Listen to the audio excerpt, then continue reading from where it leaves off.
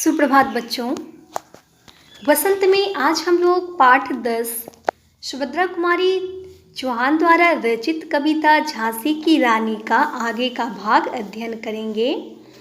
पिछले भाग में हमने पढ़ा था कि महारानी लक्ष्मीबाई कालपी और ग्वालियर पर विजय पाकर जब वह आगे बढ़ती हैं तो जनरल स्मिथ उनसे युद्ध करने के लिए आ जाता है और रानी से जनरल स्मिथ का युद्ध होता है। युद्ध में जनरल स्मिथ पराजित हो जाता है। रानी के साथ उनकी दो सहेलियां भी युद्ध करने आती हैं, कान्हा और मंदरा, और वे दोनों भी युद्ध में शत्रुओं को पराजित करती है। तभी पीछे से ह्यूरोज आकर रानी पर आक्रमण करता है और इस प्रकार से रानी चारों तरफ से शत्रुओं से घिर जाती है। और इससे आगे आज अध्ययन करेंगे।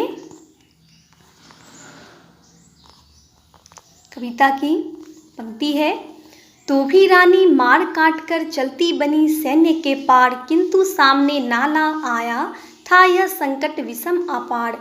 घोड़ा अरा नया घोड़ा था, इतने में आ गए सवार, रानी एक शत्रु बहु तेरे होने लगे वार पर वार।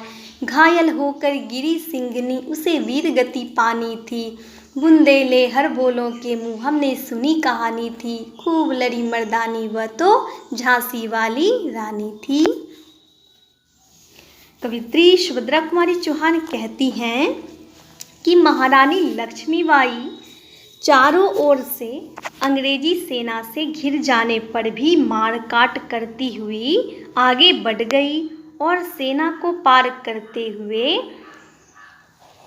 आगे निकल गई। तभी अचानक सामने एक बहुत बड़ा नाला आ गया। रानी के लिए यह भारी संकट था। रानी का नया घोड़ा था, इसलिए वह नाले को देखकर अड़ गया, अर्थात नाले को पार करने से आनाकानी करने लगा। इसी बीच पीछे से अंग्रेज घुड़सवार आ गए। अकेली रानी पर अनेक शत्रुओं ने मिलकर वार करने लगे। अंत में रानी घायल सिंगनी की तरह पृथ्वी पर गिर जाती हैं और वहीं वे वीरगति को प्राप्त होती हैं।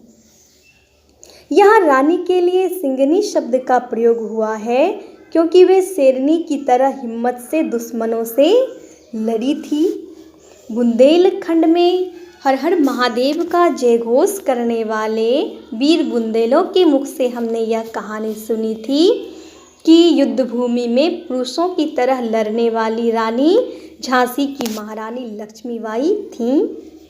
आगे है, रानी गई सिधार चीता अब उसकी दिव्य सवारी थी, मिला तेज से तेज तेज की वह सच्ची अधिकारी थी। अभी उम्र कुल 23 की थी, मनुज नहीं अवतारी थी, हमको जीवित करने आई वन स्वतंत्रता नारी थी।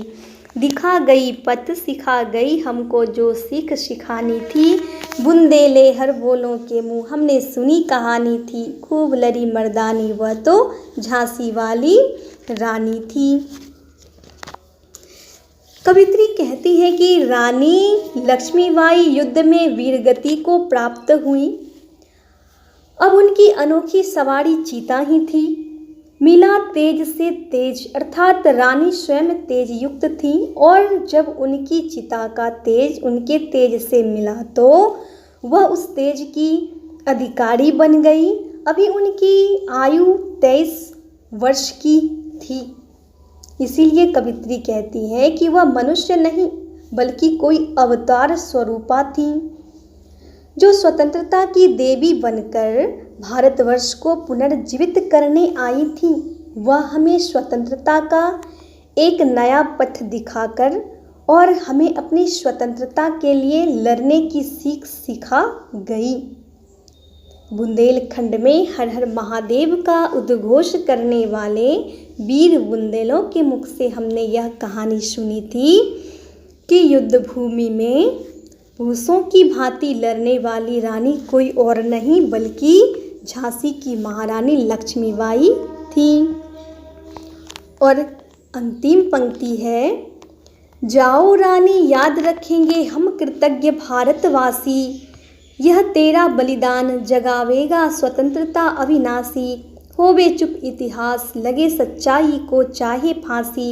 हो मदमाती विजय मिटा दे गोलों से चाहे झांसी।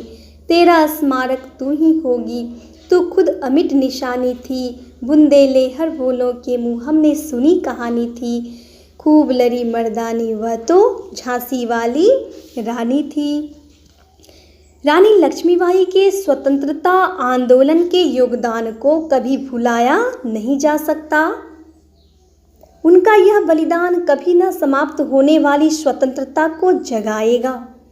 चाहे इतिहास चुप हो जाए, चाहे सच्चाई को नष्ट कर दिया जाए, चाहे हम बहुत बड़ी विजय प्राप्त कर लें अथवा झांसी को ही मिटा दिया जाए, किंतु रानी लक्ष्मीबाई को कभी नहीं भुलाया जा सकता।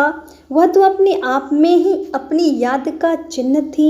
उनके बलिदान को हमारा इतिहास कभी भुला नहीं पाएगा। वह मरकर भी सदा के लिए अमर हो गई। बुंदेलखंड में हर हर महादेव का उद्घोष करने वाले वीर बुंदेलों के मुख से हमने यह कहानी सुनी थी कि महारानी लक्ष्मीबाई युद्ध भूमि में अंग्रेजों से पुरुषों की तरह लड़ी थी।